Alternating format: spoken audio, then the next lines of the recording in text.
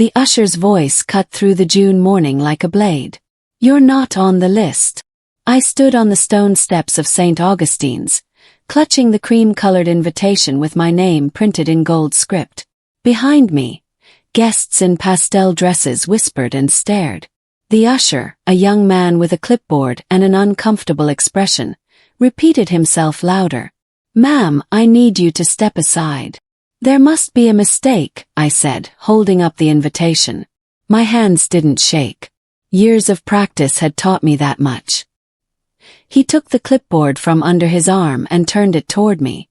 There was my name, Olivia Bennett, printed clearly in the guest column. A thick red line slashed through it. Beside it, in my sister's looping handwriting, were 2 words: bride's instruction. The murmurs grew louder. Someone behind me whispered, "Is that the older sister?" Another voice answered, "I heard there was family drama." Security appeared at the usher's shoulder. 2 men in dark suits with earpieces. The usher's face flushed. "I'm sorry, but I have clear instructions. You're not permitted to enter." My phone buzzed in my clutch. I already knew who it was before I looked. Mom's message glowed on the screen. "Please don't make a scene. Today isn't about you." Inside the church I could hear music beginning. Laughter. My sister Ava's voice, bright and delighted, echoing off the vaulted ceiling. The photographer's camera flashed as guests entered, all of them stepping past me like I was invisible. I felt the heat rising in my chest, the familiar burn of humiliation I'd carried since childhood. But this time something else rose with it. Something cold and clear and final. I stepped back from the entrance, smoothed my dress, and walked down those stone steps with my head high. Behind me, the church doors closed with a heavy thud that sounded like a period at the end of a sentence. "My name is Olivia Bennett," I whispered to myself as I reached my car. "And this is the last time I will be turned away." Please subscribe to this YouTube channel for more interesting revenge stories. I didn't cry on the drive home. I'd learned a long time ago that tears didn't change anything in my family. They just gave my mother ammunition to call me dramatic. Instead, I gripped the steering wheel and let the wedding bells fade behind me. My apartment was quiet when I walked in, still wearing the pale blue dress I'd bought specifically for Ava's wedding. The dress I'd spent 2 weeks finding, making sure it wouldn't clash with the bridesmaids' colors Ava had mentioned in passing. Not that she'd asked my opinion. Not that she'd wanted me in the wedding party to begin with. I kicked off my heels and sat on the couch, finally letting myself process what had just happened. This wasn't the first time my family had shut me out. It was just the most public. The first time was Colin's wedding 3 years ago. I'd received an invitation, bought a gift, taken time off work. Then, 2 weeks before the ceremony, Mom called. "Colin and Diane decided to keep it intimate," she'd said in that careful voice she used when she was lying. "Just immediate family and close friends." I'd seen the photos on social media later. 75 guests. Cousins I barely knew. Mom's book club friends. Everyone except me. When I'd asked Colin about it afterward, he'd shrugged. "Mom said you wouldn't want to come anyway. She said you were too busy with work." I'd never said that. I'd never even been asked.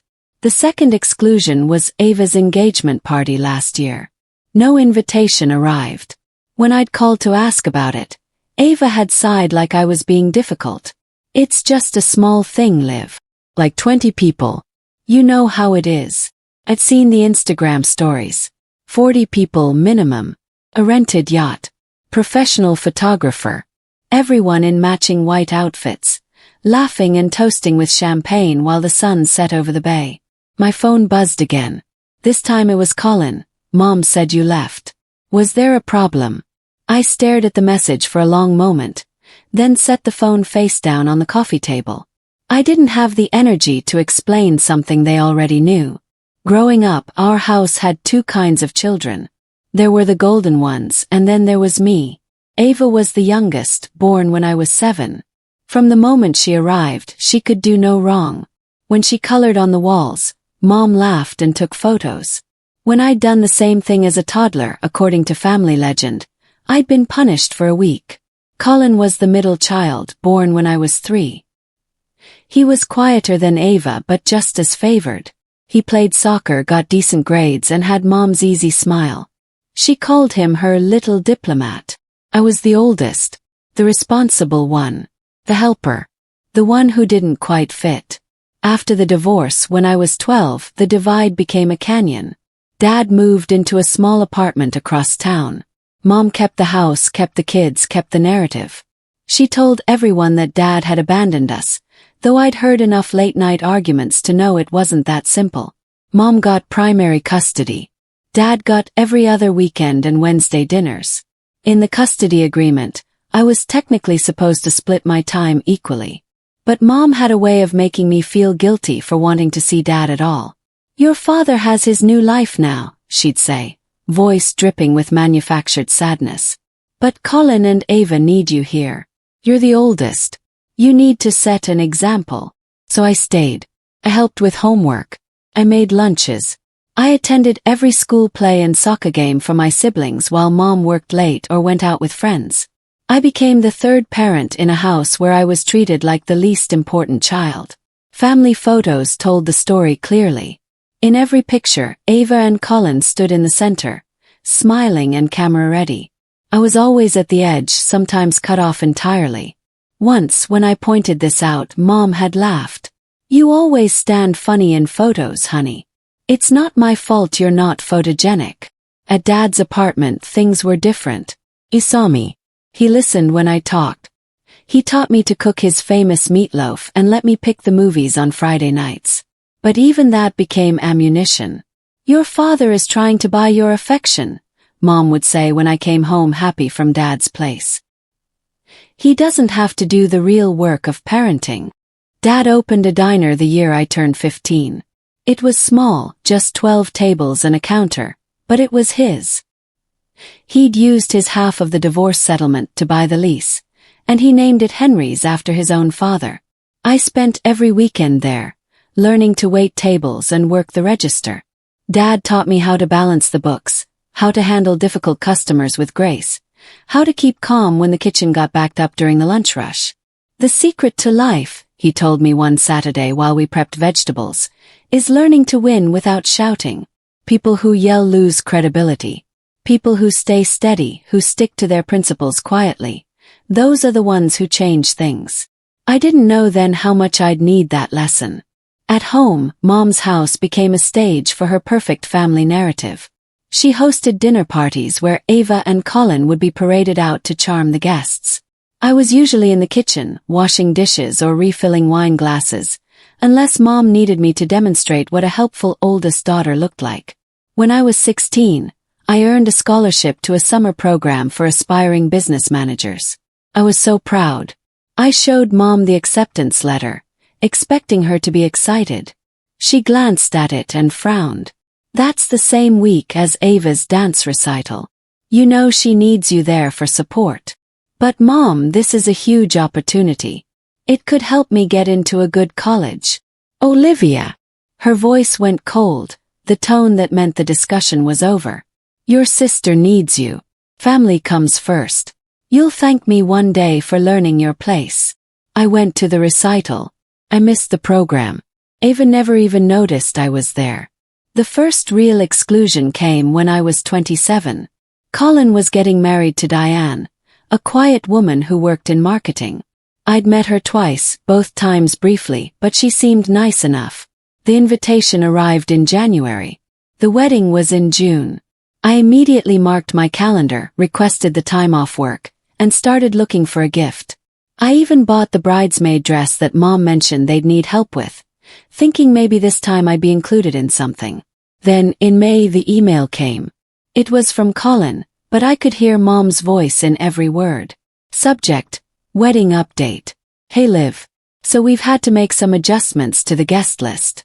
The venue has capacity limits, and with Diane's family being so large, we had to make some tough calls. We figured you'd understand since you're always so busy with work anyway.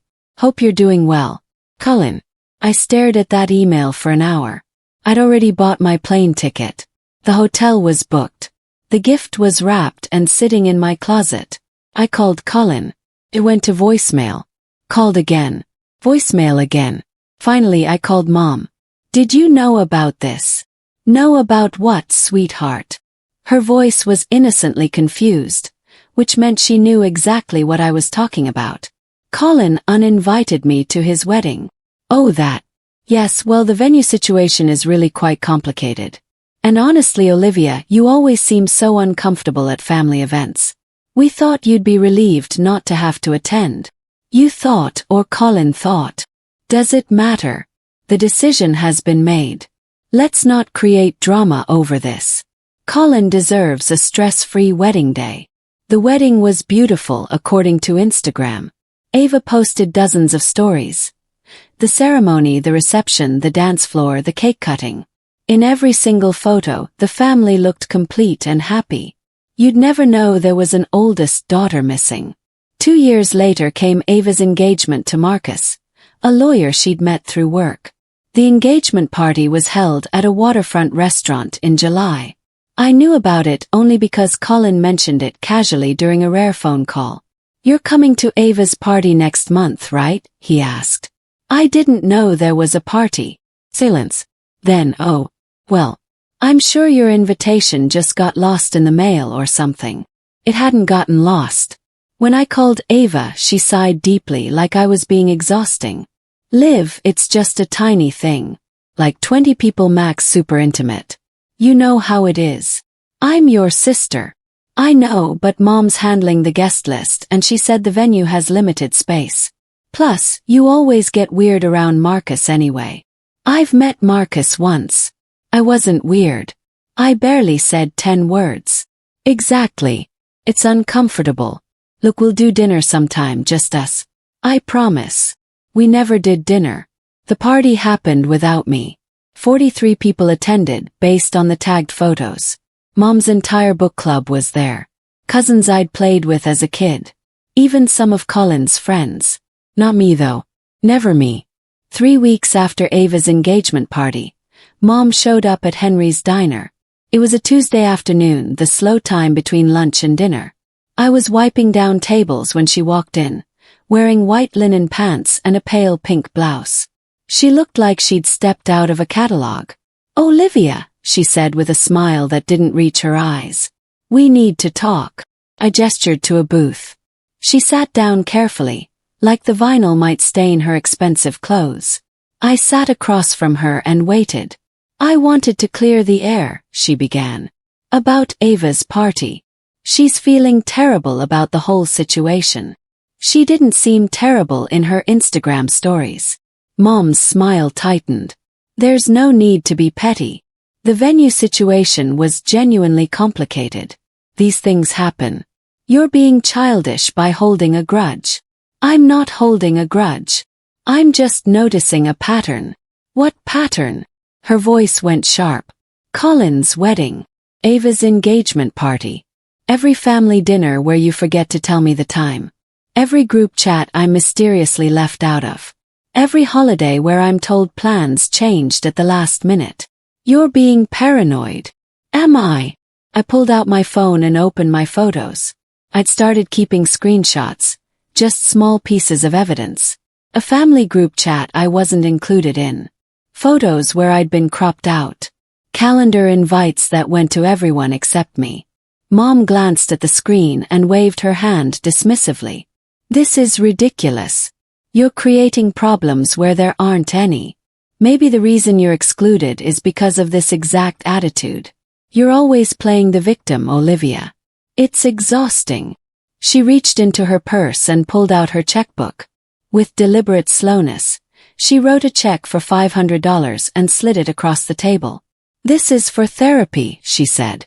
You clearly need professional help dealing with these persecution fantasies. I'm trying to be supportive, but you have to meet me halfway. I stared at the check. I don't need therapy, Mom. I need my family to stop pretending I don't exist. See, this is what I mean. Everything is always so dramatic with you. She stood up, smoothed her pants.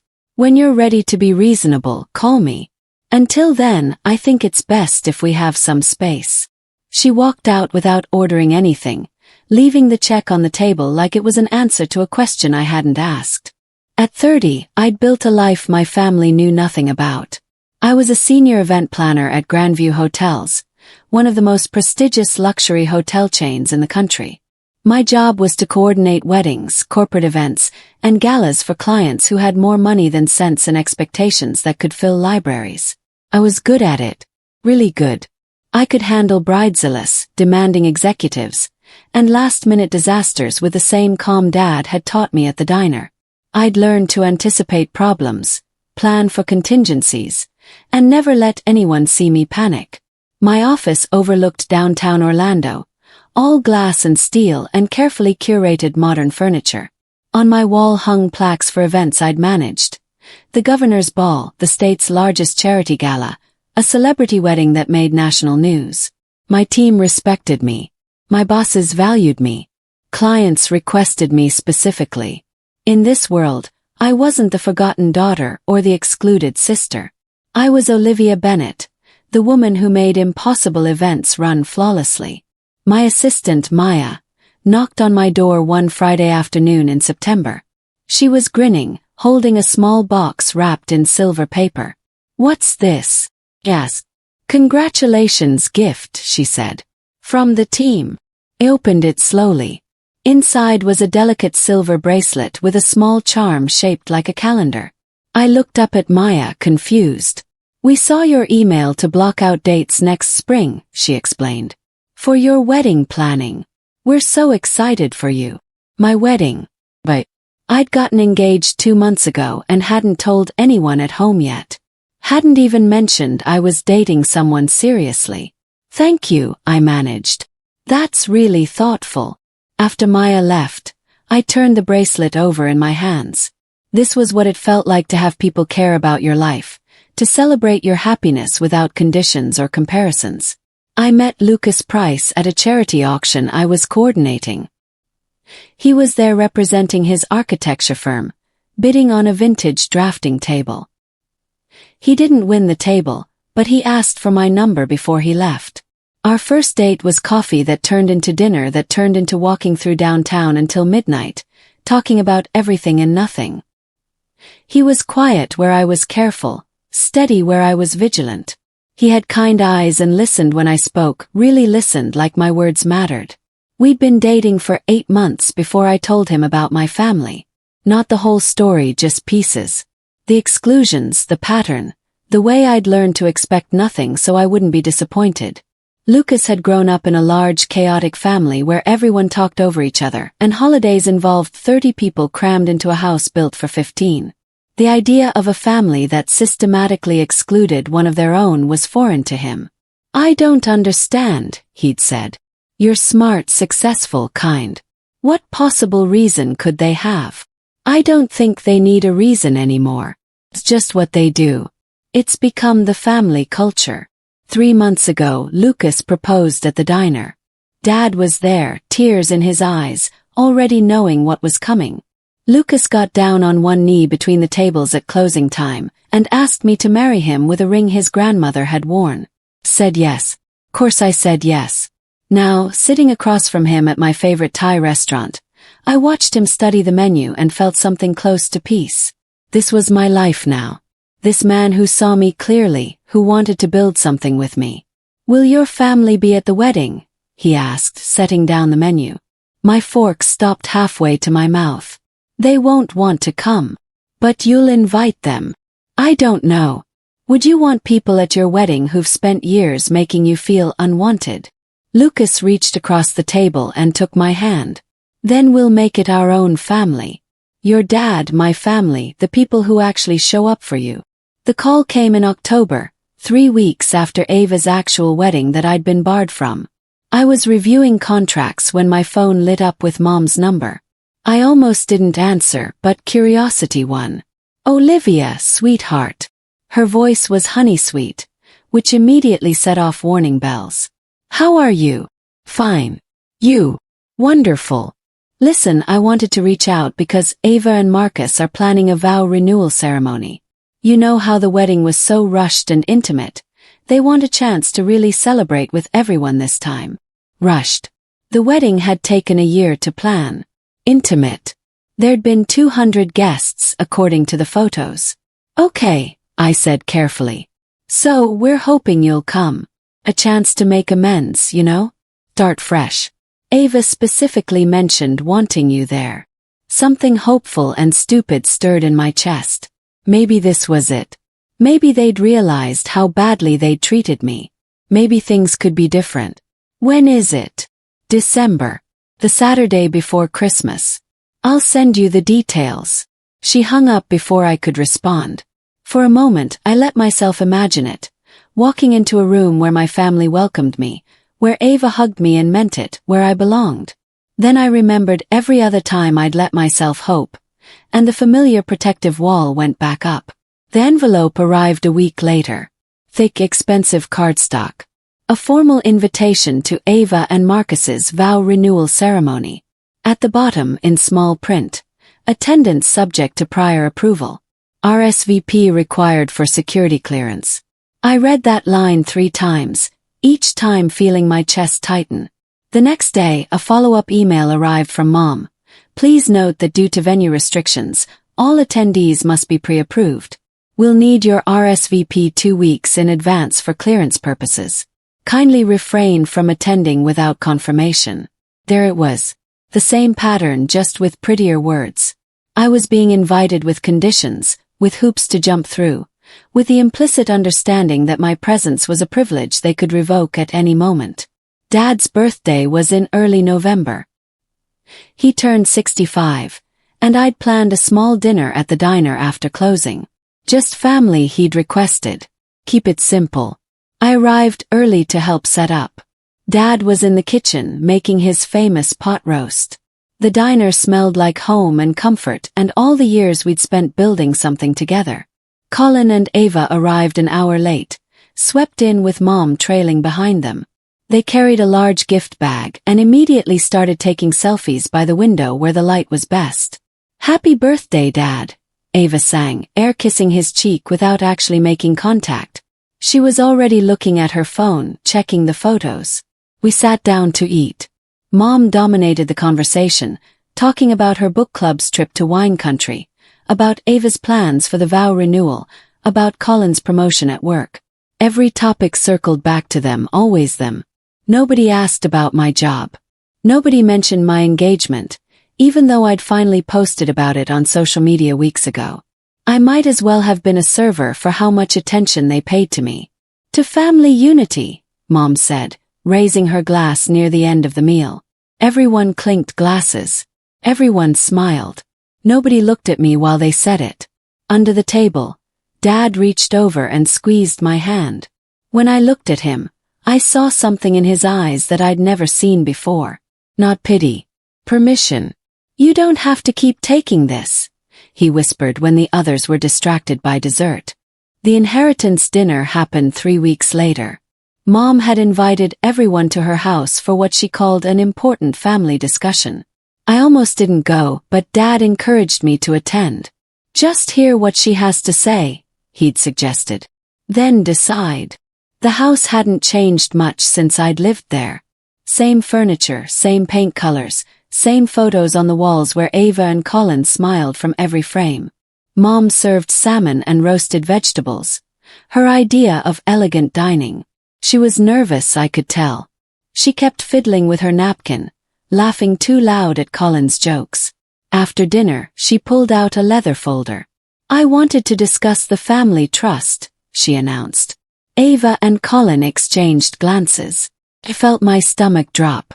"I've been working with my attorney to establish a trust for when I pass," Mom continued. "It's important to me that my assets go to family members who've demonstrated loyalty and commitment to our family values." She opened the folder and pulled out papers.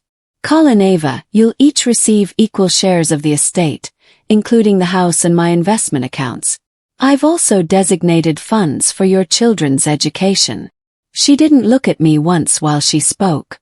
"What about Olivia?" Ed asked. His voice was quiet but firm.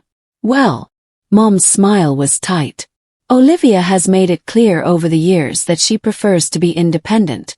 She has her job, her own life. I think it's best if the trust reflects the reality of our relationships. The reality, I said slowly, is that you're cutting me out.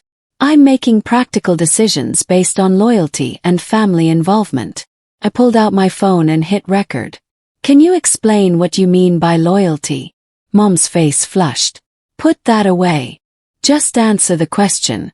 What exactly have I done that makes me less family than Colin or Ava? This isn't the time for your dramatics, Olivia. She's too cold, Ava said suddenly. She doesn't fit in with us. She never has. Colin nodded.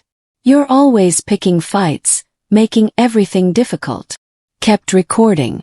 Every word, every dismissive gesture. This was my family, reduced to their essential truth. I see, I said, stopping the recording and standing up. Thank you for finally being honest. I walked out. Behind me I heard Mom call my name, but I didn't stop. I'd learned everything I needed to know. I sat in my car in Mom's driveway for 10 minutes before driving away. My hands shook, but not from sadness. From clarity. At home, I opened my laptop and started a new document. I titled it Boundaries and began to type. I listed every exclusion, every dismissal, every time they'd made me feel invisible. Colin's wedding on invitation. Ava's engagement party. The crossed-out name at the church. The inheritance dinner. Then I listed evidence. Screenshots of group chats I wasn't included in. Photos where I'd been cropped out. Voicemails where plans were discussed that I'd never been told about.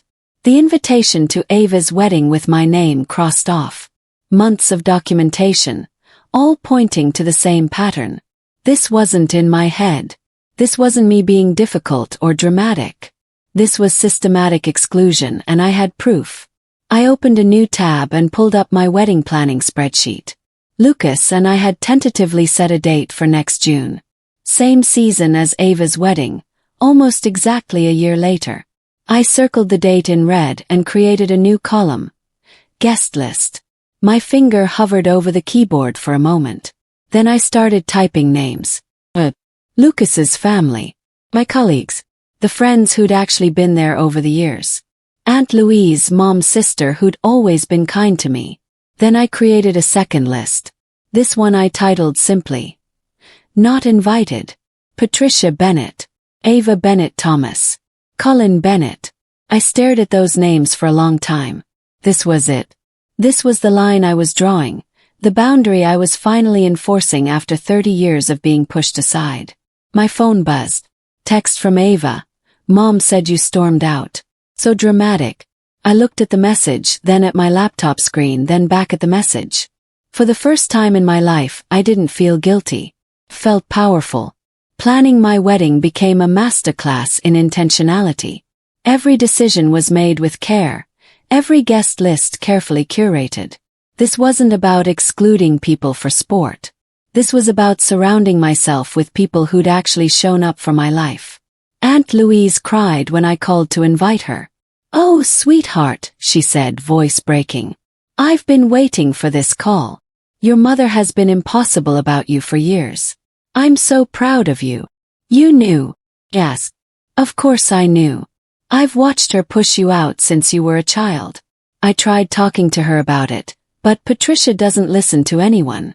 She's convinced herself you're the problem, and nothing I say makes a difference. I invited 12 people from work, people who'd celebrated my promotions and remembered my birthday. I invited Dad's friends from the diner, regulars who'd watched me grow up. I invited Lucas's enormous family, all 30-something of them, who'd welcomed me like I'd always belonged. The guest list reached 75 people. Not one of them was named Bennett except for Dad and me. 2 weeks after I'd finalized the invitations, my phone rang. Olivia, darling, I need to know what dates you're considering for your wedding.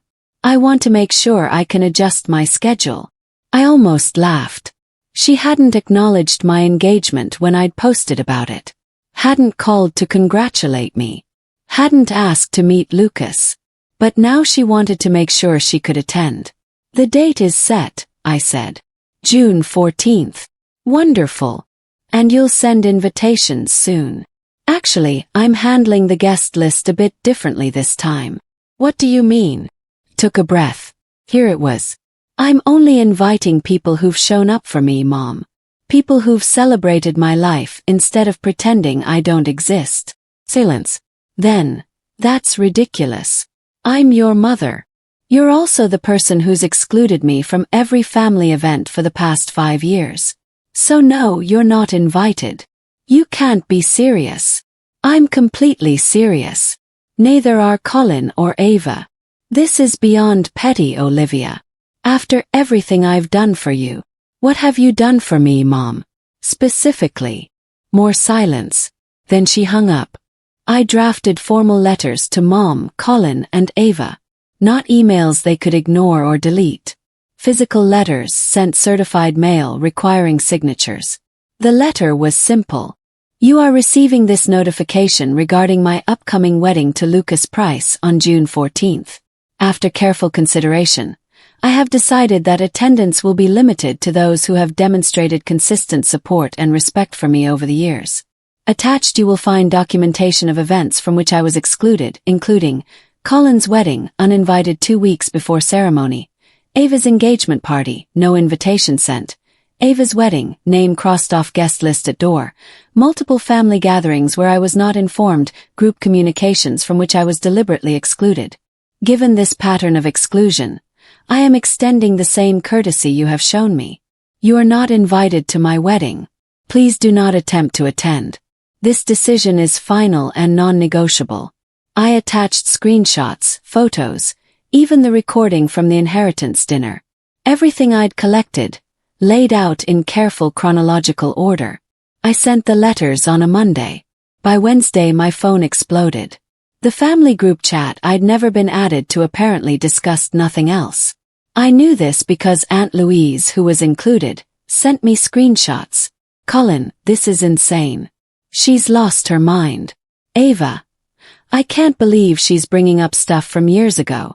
I'm going to need therapy for this. Mom, I raised her better than this. I don't know where this cruelty came from. Colin, should we just show up anyway? Mom, we're her family. She can't actually ban us. I read through the messages with a strange detachment. They were talking about me like I was the villain, like I'd wronged them, like my boundaries were an attack rather than a response to years of dismissal. Ava posted on Facebook. It's sad when family members forget where they came from and who supported them. Some daughters don't appreciate the sacrifices mothers make. The post got 43 likes and dozens of sympathetic comments. Nobody knew the full story.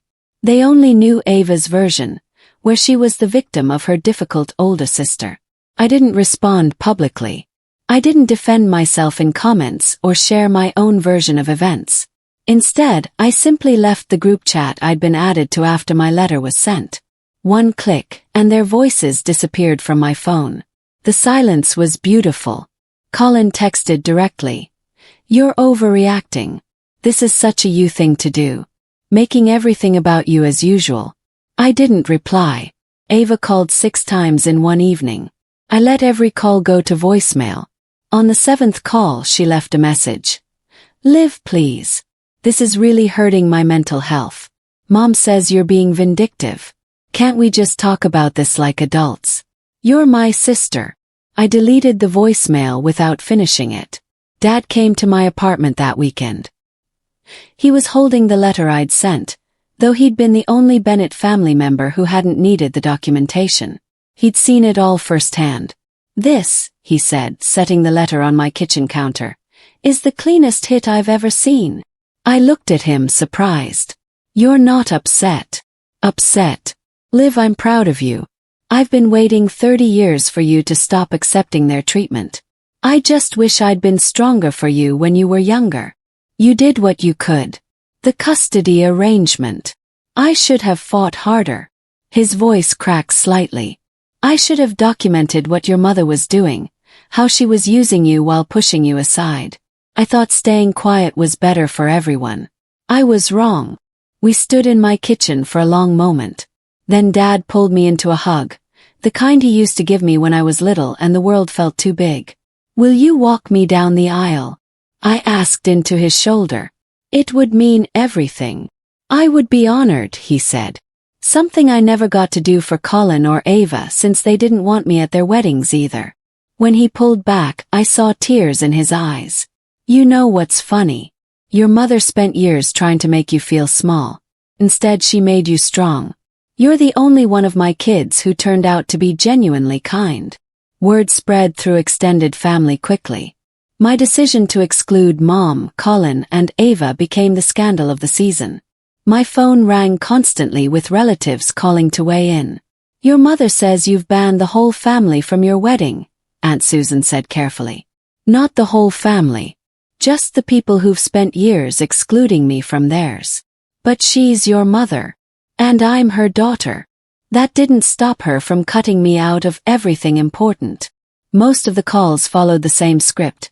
Initial confusion, then surprise when I explained the pattern, then uncomfortable silence as they realized they'd witnessed some of it but never said anything. Uncle Rich called and said simply, I saw what they did at Ava's wedding. Watched them turn you away from the door. I should have said something then. I'm sorry I didn't. Would you like to come to my wedding? Yes. I'd be honored. Slowly the guest list grew. Not with people who wanted to smooth things over or play both sides, but with people who'd finally seen the pattern and were willing to stand with me. My venue manager, a woman named Teresa who'd coordinated hundreds of weddings, called me into her office one afternoon. She held up an email on her screen. Patricia Bennett contacted us, she said. She's requesting special entry to your event as the mother of the bride. She claims there's been a misunderstanding. I felt my chest tighten. What did you tell her? That we follow our client's wishes, and your guest list is final. Teresa smiled. She wasn't happy. But your security instructions are crystal clear. Want to review them again? We went through the protocol one more time. Photo identification checked against the approved list. Security posted at all entrances. No exceptions, no matter how someone was dressed or what story they told. If Bennett insists she's family, I said, check the list twice. Only Henry Bennett is authorized. Patricia, Colin, and Ava are specifically marked as not permitted. Lucas found the situation both tragic and darkly funny. His family operated on such different principles, where conflict meant loud arguments over dinner followed by even louder reconciliations. The idea of quiet, systematic exclusion was foreign to his world. Your family might finally learn what boundaries look like, he said one evening while we reviewed seating charts. Or they'll show up anyway and cause a scene. Then security will escort them out, and you'll get married anyway. He kissed my forehead. Either way, we're getting married. That's what matters. His mother, Rosa, had become an unexpected ally. She'd heard the full story one night over wine, and her response was immediate and fierce. You invite who loves you. The rest can stay home. She'd also insisted on hosting a bridal shower, something my own mother should have done but never offered. 20 women gathered in Rosa's sunny backyard, all of them celebrating me without conditions or comparisons. It was the first shower I'd ever attended where I was the bride instead of the excluded sister watching from the periphery. My co-worker Maya gave me a journal with a quote embossed on the cover. You are not required to set yourself on fire to keep other people warm. When I opened it, she'd written on the first page, for all the times you made impossible events perfect for strangers. Now it's your turn. I cried reading it, tears I'd held back for years finally finding their way out in a safe space. The week before the wedding, I did a final security briefing with Teresa and her team. We walked through every scenario. What if Mom showed up crying, claiming emergency? What if Colin brought Ava as his +1? What if they tried to blend in with Lucas's large family? We've handled celebrity stalkers and vengeful exes, Teresa assured me. We can handle 3 people who don't understand the word no. The night before my wedding I couldn't sleep. I sat in my apartment reviewing my vows, checking my phone compulsively for messages that might change everything at the last minute. They came but not the way I expected. Ava first, Liv please. I know we haven't been perfect but you're my sister. I can't imagine your wedding day without us there. Can we at least talk? I'm sorry for everything. Please. Then Colin, this is getting out of hand. Mom's devastated. Ava's been crying for days. Whatever point you're trying to make, you've made it. Can we move past this? Family is supposed to forgive. Finally, Mom, her message longer and more manipulative. Olivia, I've spent the last few months reflecting on our relationship. I realize I may have made some mistakes. No mother is perfect. But tomorrow is your wedding day and I should be there. Your father will be there, your aunt, Lucas's family. Everyone except your own mother and siblings. How will that look? What will people think? I'm asking you, daughter to mother, please reconsider. Don't do something tomorrow that you'll regret for the rest of your life. I read each message 3 times. Part of me, the little girl who'd spent 30 years hoping for their acceptance, wanted to believe them. Wanted to think that maybe this time was different, maybe they'd finally understood. But I'd learned to trust patterns over promises. I forwarded all 3 messages to Dad. His response came 2 minutes later. They had years to apologize. They chose tomorrow night because they think you'll cave under pressure. Don't. You deserve a day that's about you and Lucas, not about managing their feelings. I took a screenshot of his text and saved it to my favorites. Then I turned off my phone and went to bed. Tomorrow wasn't about revenge. It was about finally putting myself first. Morning light filtered through lace curtains in the bridal suite at St. Augustine's. The same church where Ava had barred me from entering, now hosting my ceremony. Teresa had suggested it deliberately. Sometimes the best closure is reclaiming a space, she'd said. I stood in front of the mirror in my dress, simple and elegant, exactly what I'd wanted. Maya and 2 other co-workers were helping with final touches when Teresa knocked softly. Your father's here, she said. And I need to inform you that your mother is outside the main gates. My stomach dropped. How long has she been there? About 20 minutes. Colin and Ava arrived 10 minutes ago. They're trying to convince security to let them in. I walked to the window overlooking the entrance. From here I could see Mom's car, Colin's truck, Ava's sedan. The 3 of them stood at the wrought iron gates talking to security, gesturing emphatically. Maya peered beside me. Want me to go down there? No. Teresa's team knows what to do. We watched as the security guard, a kind-faced man named Marcus, shook his head firmly. He pointed to his clipboard, the same way the usher had pointed to his list the day of Ava's wedding. The symmetry wasn't lost on me. Mom pulled out her phone, probably trying to call me one last time. I'd left my phone in the suite's safe, unreachable. After a few minutes, they walked back to their cars. But they didn't leave. They just waited. They're not going to give up, Maya observed. I know. But they're also not getting in. Dad knocked and entered, looking handsome in his suit. When he saw me, his eyes filled with tears. You look so much like your grandmother, he said softly. She would have been so proud of the woman you've become. Is Mom still outside? He nodded. I saw them when I arrived. Patricia tried to stop me, asked me to talk to you. I kept walking. I'm sorry you're caught in the middle. I'm not in the middle, Liv. I'm exactly where I should be. On your side. The ceremony was scheduled for 3 o'clock. At 2:45, Teresa's radio crackled. We have a situation at the South Entrance. My heart raced. What kind of situation? Your mother and siblings are attempting to enter through the service door. They're claiming they work for the catering company. Despite everything, I almost laughed. They were so predictable in their entitlement, so certain that rules didn't apply to them. Security is handling it, Teresa assured me. They'll be escorted back to their vehicles and informed that any further attempts will result in police involvement. I took a deep breath. This was it. The moment I'd been dreading and anticipating in equal measure. Lucas appeared in the doorway, breaking tradition because I'd asked him to. I needed to see him before walking down the aisle, needed the reminder of why today mattered. They're outside, I said. I know. Dad told me. He took my hands. The question is, does that change anything for you? Thought about it. Really thought about it.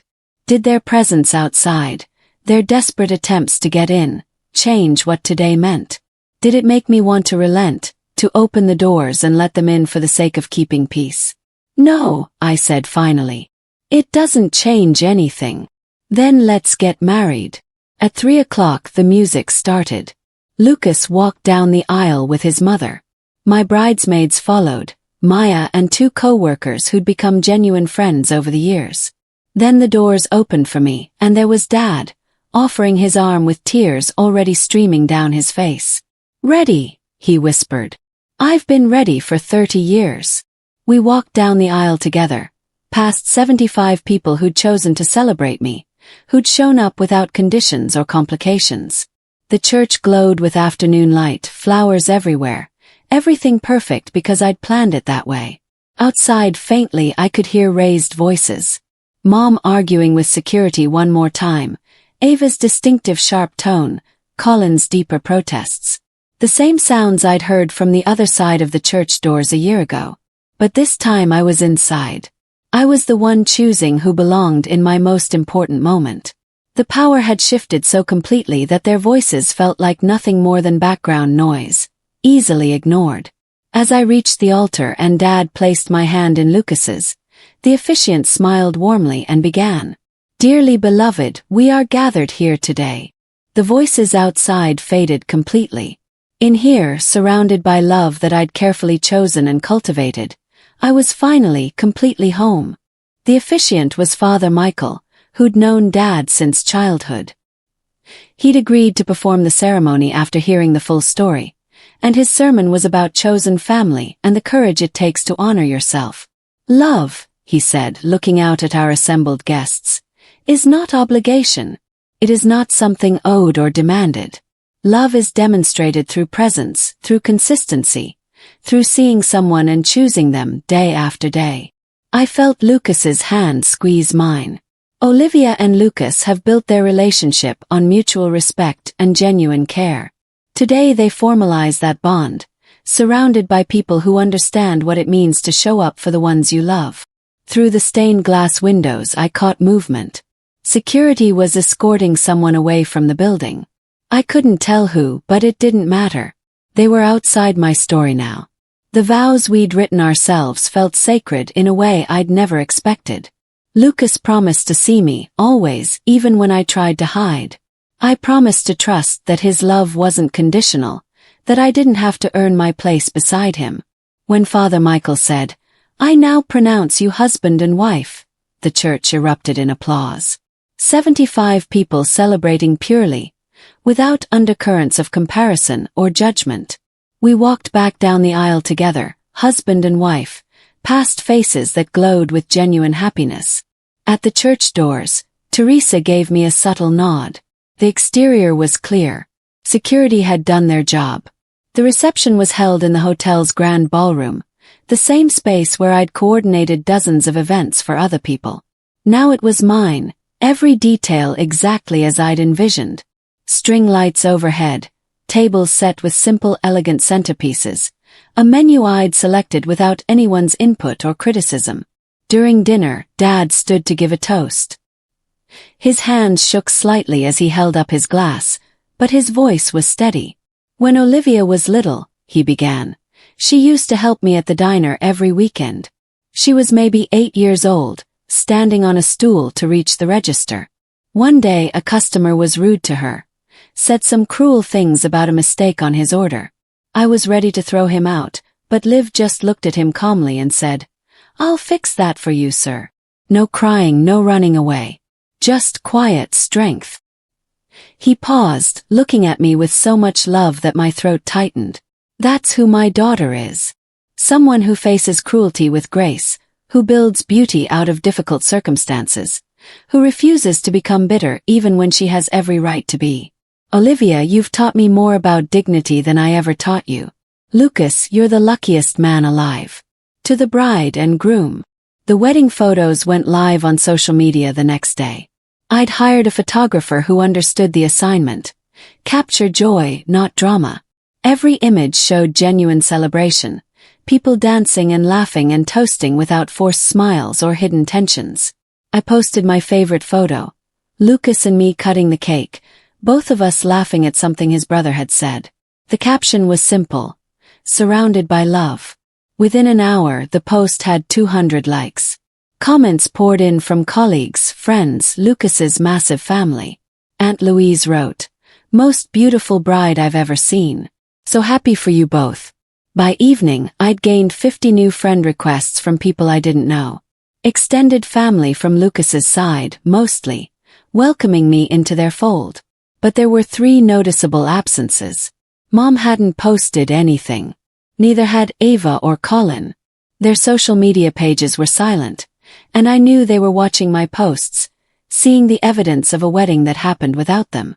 Ava's best friend commented on one of my photos. "Wait, wasn't Ava supposed to be there?" Someone else replied, "I heard there was family drama."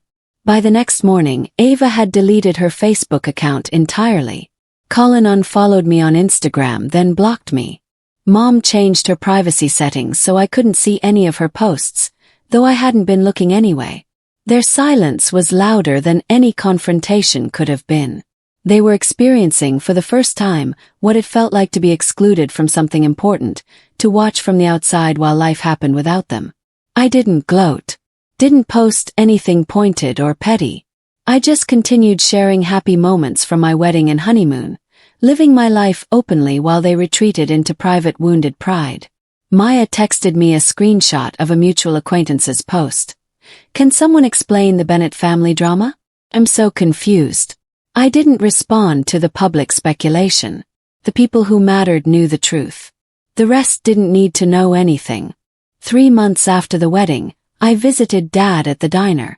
It was thriving, partially because I'd invested some of my savings into renovations and a new menu. The place was packed for Sunday brunch, families and couples filling every table. Dad had framed a photo from my wedding and hung it behind the register. Me and him, arms linked, walking down the aisle. Below it, he'd added a small plaque, "My daughter, my pride." "Still no word from them?" he asked as we sat in his office with coffee. "Nothing. I heard through Aunt Louise that Mom's been telling people I've cut off the whole family. She's playing the victim hard. Let her. Anyone who knows the truth knows better." I pulled out my phone and showed him photos from the previous weekend. Lucas and I had volunteered at a community center that helped young women from difficult family situations. We donated my leftover wedding decorations and helped set up spaces for their support groups. "This is what I wanted to do with all of it," I explained. "Turn that pain into something useful. Help other people who feel invisible in their own families." Dad studied the photos, then looked at me with something like wonder. "You know what amazes me? They tried so hard to diminish you, and instead you became more generous than they ever were. That's not revenge, Liv. That's transformation." He was right. Somewhere along the way, this had stopped being about getting even and started being about building a life where exclusion couldn't touch me anymore. Where I surrounded myself with people who showed up, who celebrated without conditions, who understood that family was about more than shared DNA. My phone buzzed. A text from an unknown number. "This is Colin. Ava's in therapy and Mom's been diagnosed with depression. Are you happy now? You destroyed this family." I stared at the message for a long moment. The old Olivia would have felt guilty, would have questioned if she'd gone too far. But I'd learned something crucial over the past year. Their emotional well-being was not my responsibility to maintain at the cost of my own dignity. I showed the text to Dad. "What are you going to say?" he asked. "Nothing. There's nothing left to say." I blocked the number and set down my phone. Through the diner window, I watched Orlando moving past, people living their ordinary lives, completely unaware of the small revolution happening in this booth. I'd spent 30 years trying to earn love from people who'd decided I wasn't worth it. I'd spent months planning a wedding that would finally teach them what exclusion felt like. But somewhere in that process, I discovered something more important than revenge: peace. They could tell whatever story they wanted about me. They could paint me as the villain in their narrative, the ungrateful daughter who abandoned her family. It didn't matter anymore. I knew the truth, and so did everyone who actually mattered. I'd given them a taste of their own medicine, yes. But more than that, I'd given myself permission to stop apologizing for existing. And that was the real victory. You know what's funny? I said to Dad. They thought excluding me was punishment. But all they really did was free me to build something better. Dad raised his coffee cup. To freedom, then. To freedom, I echoed.